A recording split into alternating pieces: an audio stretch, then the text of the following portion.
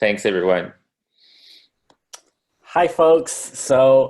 Like Simone mentioned, my name is Jared Sanchez-Cacnio, and I use they and them pronouns. And I work as the Sexual and Gender Diversity Advisor out of the University of Guelph. So today I'm going to be talking to everyone about how to, some best practices pertaining to pronouns, and particularly how transgender, non-binary, and genderqueer students have to navigate digital spaces on campus and some of the particular barriers that they subsequently encounter. So really quickly, just wanted to share an example of a pronouns chart. And I picked this one up from a quick Google search, and this is coming from the University of Alberta Students' Union. Again, just a quick reminder about, as I continue the conversation about pronouns, really what some of those examples are. And so, most people are probably familiar with she, he, and they, but I've included some examples of what are called neopronouns, like sie and ziers and sie and heers.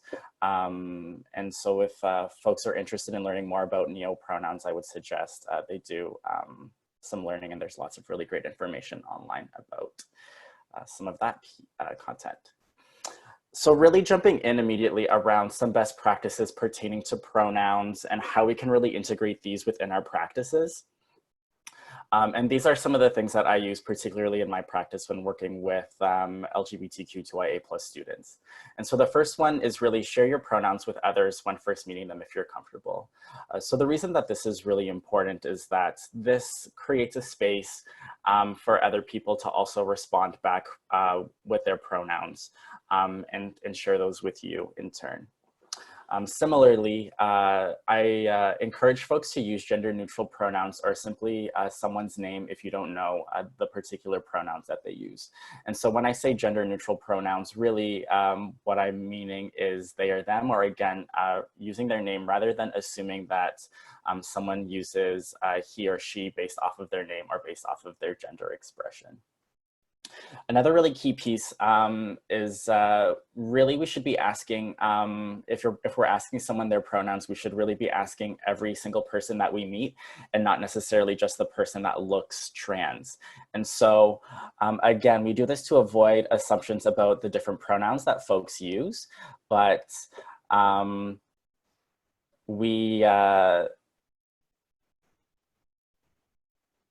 sorry, I'm just reading the comments to make sure that everything's okay. Cool. Again, we do this to avoid assumptions about the pronouns that people use. And again, I've seen this go kind of in a bad way when people are maybe in a circle and it's a new group of people, and we are going around doing introductions and people are sharing their pronouns, or they've been instructed to share their pronouns, but one particular person in that circle doesn't. And then perhaps we go back to that individual and single them out. Or similarly, no one shares their pronouns, but we only ask one person what their pronouns are, again, singling that person out, when really we should be asking everyone what their pronouns are. Another really big piece is that if you make a mistake about someone's pronouns, really important that we apologize quickly and sincerely, affirm your willingness to do better, and very quickly move on. Again, I've seen this go in a bad way sometimes when folks have made mistakes about other people's pronouns and have kind of gone on really big rants and said, oh my gosh, I'm so sorry. I had no idea. I didn't mean to make a mistake. I feel like such a horrible person. Will you ever forgive me? But when the conversation turns into that, we allow our guilt to take up the entire space and allow our guilt to take up the conversation. And in turn, that requires the person that we just misgendered and just disrespected to then take care of us and say, oh, don't worry, it's not a big deal, no problem. So again, if we do make a mistake, we should really just be saying, I'm sorry that I used the wrong pronoun. I'll be sure to use whatever that person's pronouns are in the future, and then very quickly move on with our conversation. To build on some previous points that I made, it's really important that cisgender people share their pronouns in the spaces that they occupy and when meeting new people, rather than relying on just the queer or trans people to share their pronouns within those spaces. Again, I often find myself being the sole person within different committee meetings or other events, sharing my pronouns. And so I often feel as though there's that burden for the queer or trans person to share that. And so we should really be trying to normalize that practice so that everyone is doing it, rather than, again, I've seen some assumptions where people will say, well, that person just shared their pronouns. Is it because they're queer? Are they trans? Really, everyone should be sharing their pronouns if they feel comfortable. Another really important piece too is that pronouns can be different than someone's gender identity. So what I mean by this is, as an example, you can have a non-binary gender identity and use binary pronouns and still be valid. And so I know with the work that I do, there are many students who would describe themselves as having a non-binary identity, but still like binary pronouns like she and her and he and him. And those folks are still totally valid. So again, sometimes we need to remember that gender identity doesn't necessarily link directly to the pronouns that individuals want to be used for them. And so again, really listening and respecting the pronouns that they use. And so here's kind of a quick sample script of my particular practice when I'm facilitating different meetings or at different events with students. I'll often say, hi everyone, welcome to our event. If we could just go around quickly, and I'd encourage folks to introduce themselves to their own comfort level. My name is Jared, I'm the Sexual and Gender Diversity Advisor. My pronouns are they, them, et cetera, et cetera. The reason that I'll often share folks can introduce themselves to their own comfort level, again, is so that individuals can decide whether or not they want to share their pronouns within the space, but it's not necessarily a requirement. And subsequently, I also do a little bit of role modeling about sharing my pronouns so that, again, if individuals choose to do that, that's awesome. But if not, that's totally fine. I often find as well, for many of the programs that I facilitate, there are some students who choose not to share anything and really want to remain confidential and anonymous, because that might be their first time entering a program or event specifically for queer or trans individuals. And so again, creating space so that folks can participate to their own comfort. I wanted to touch on quickly about calling in and calling out, because a really common question is, what do we do if someone uses the wrong pronouns to describe someone else?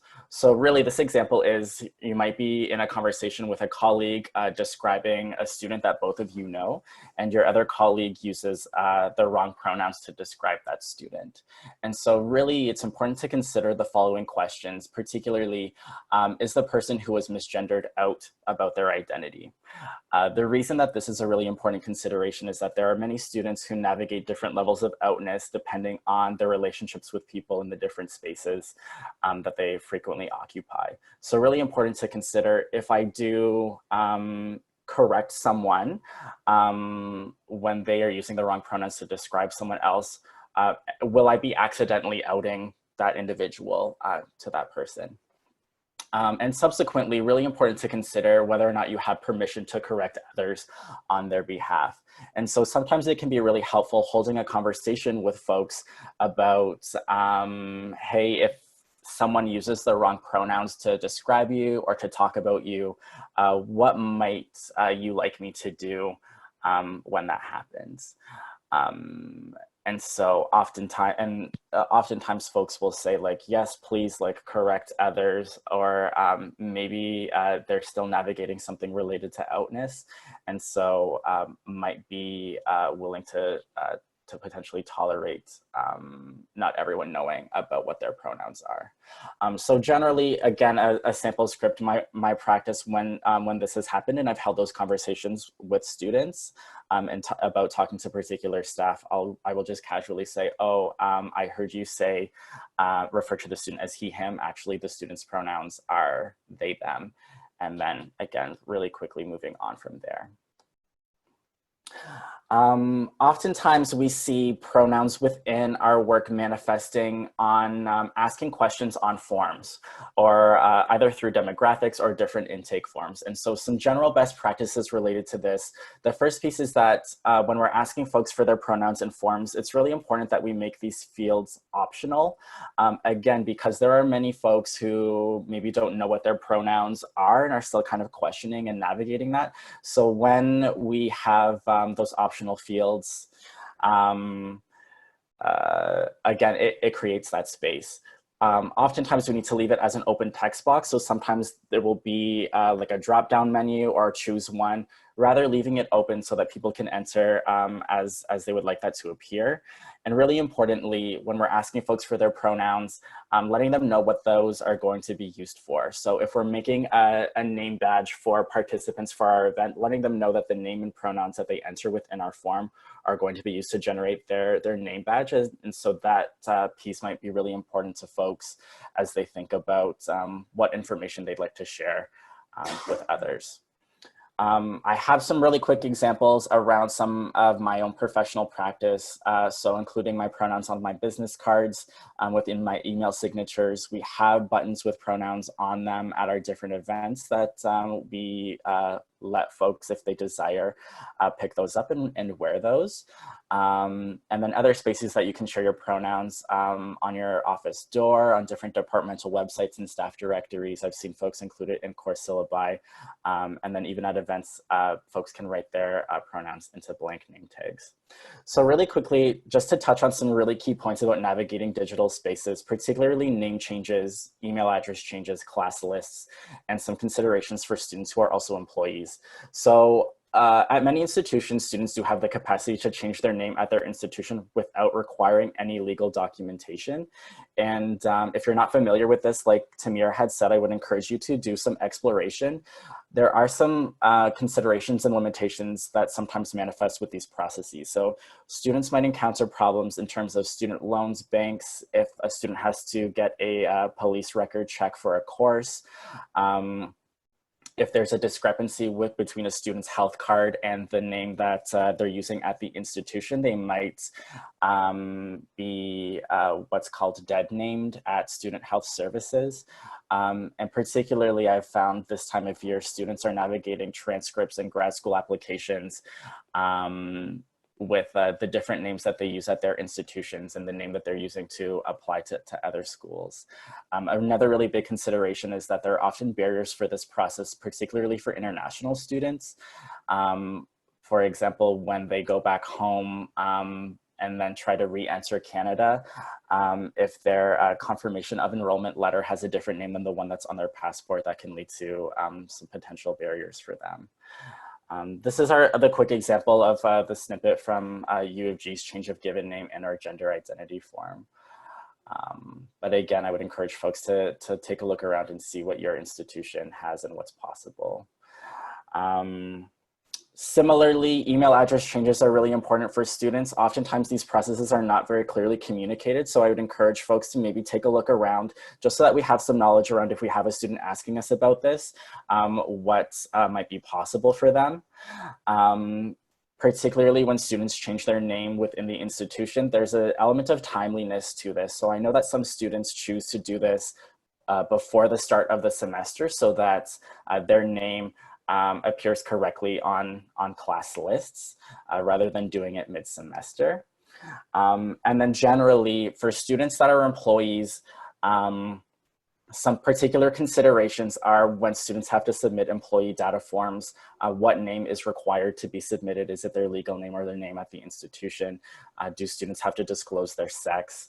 If they have an employee email address, what are the names that are being used to generate these? And then some sensitivity around T4s or timesheets. And this is something that's coming up for me right now about legal names having to sometimes be used on these documents. And for students to be aware of that, and for us as supervisors to be aware of those potential barriers.